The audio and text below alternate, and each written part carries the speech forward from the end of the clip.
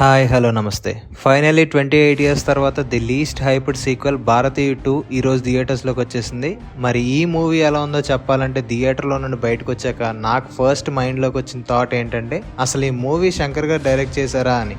Firstly positives గురించి చెప్పుకుందాం, ఎందుకంటే అవి ఈ మూవీలో చాలా తక్కువ ఉన్నాయి కాబట్టి. ముందుగా కమల్ హాసన్ గారు, ఆయన యాక్టింగ్ గురించి నేను స్పెషల్గా చెప్పక్కర్లేదు. సిద్ధార్థ్ కూడా ఈ మూవీకి మంచి ప్లస్ అని చెప్పుకోవచ్చు. నెక్స్ట్ స్టార్టింగ్ అండ్ మూవీ మధ్యలో వచ్చే 2 to 3 ఎమోషనల్ సీన్స్ ఇవి చాలా బాగా వర్కౌట్ అయ్యాయని చెప్పొచ్చు. అండ్ మెయిన్లీ క్లైమాక్స్లో లాస్ట్ 20 minute సీన్స్ అయితే చాలా బాగున్నాయి. లాస్ట్లో ఇండియన్ 3 అని ఒక చిన్న ట్రైలర్లా పెట్టారు. మూవీ మొత్తానికి అది మెయిన్ హైలైట్ అని చెప్పుకోవచ్చు. నౌ కమింగ్ టు నెగటివ్స్, ఇవి చాలా ఉన్నాయని చెప్పాలి. అసలు భారతీయుల్లో మనం ఏ ఎమోషన్కి అయితే కనెక్ట్ అవుతామో అది పూర్తిగా ఈ ఫిల్మ్లో మిస్ అయింది. సేనాపతి క్యారెక్టర్లో ఉండే ఏ ఇంటెన్సిటీ అయితే మనం పార్ట్ 1లో చూసి ఇష్టపడ్డామో ఆ ఇంటెన్సిటీని క్యారీ చేయడంలో శంకర్ గారు ఫెయిల్ అయ్యారని అనిపించింది. నెక్స్ట్ భారతీయుడు మూవీలో మనం అందరికీ నచ్చిన మర్మకళ గురించి మాట్లాడాలి. అంటే ఆ సీన్స్ చూసాక ఏంటి ఇలా కూడా జరుగుతుందా అనిపిస్తుంది. చాలా క్యారెక్టర్స్ కూడా ఎందుకు ఉన్నాయో కూడా అర్థం కాకుండా ఉన్నాయి. బీజిఎం అండ్ సాంగ్స్ విషయానికి వస్తే ఫుల్లీ డిసప్పాయింటెడ్ అని చెప్పొచ్చు. లాస్ట్ 20 minutes చూసాక ఏంటి దీనికోసం మూవీ అంతా సాగదీశారా అని ప్రతి ఒక్కరికి అనిపిస్తుంది. సో ఇది గైస్ నా సైడ్ నుండి రివ్యూ.